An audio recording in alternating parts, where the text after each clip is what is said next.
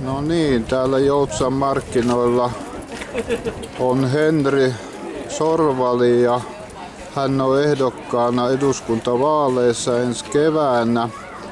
Terve vaan, Henri. Tervehdys Jarmo ja kaikki katsojat siellä ruudun toisella puolella sitten. No niin. Voisitko tehdä ihan aluksi semmoisen lyhyen esittely itsestäsi?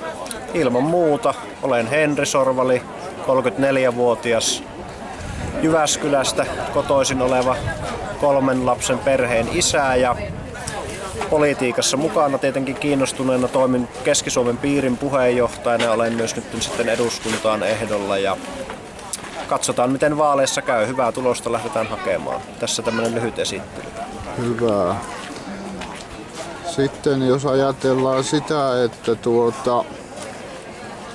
millä tavalla ajattelit erottuvasi muista ehdokkaista, enkä nyt tarkoita persuja, vaan noin yleisesti ottaen, eli mitkä ovat sinun vahvuutesi omasta mielestäsi?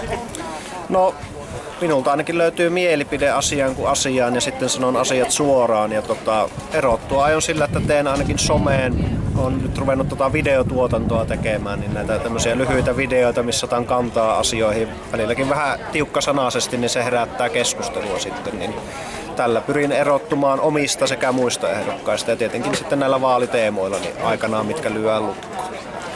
No vaaliteemoista sen verran, että jos ne vois kiteyttää 3 ydinkohtaan, niin mitkä ne noin lyhyesti olisivat? No ne ei ole vielä ihan kiveen hakattu, mutta sieltä nyt ainakin kansallismielisyys ja perhepolitiikka tulee löytymään. Että nämä 2 voin tässä vaiheessa sanoa. Perhepolitiikka mun mielestä siitä hyvä, että se koskee Jyväskylää. Siinä voidaan ottaa tähän maahanmuuttoon kantaa ja sitten tänne maakuntaan muualle maaseutuun, kun väki vähenee, niin myönteisellä perhepolitiikalla pystytään niin kuin lisäämään tätä syntyvyyttä. Kyllä. Entäpä semmonen tulevaisuuden skenaario, jos kävisi niin, että tulisit valituksi eduskuntaan ja perussuomalaiset olisivat seuraavassa hallituksessa, niin mikä ministerin salkku sinua kiinnostaisi? No kyllähän sisäministerin salkku on tietenkin mielenkiintoinen.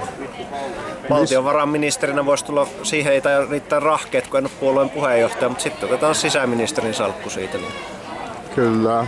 Siellä pääsee maahanmuuttoon sun muuhun vaikuttamaan hyvin.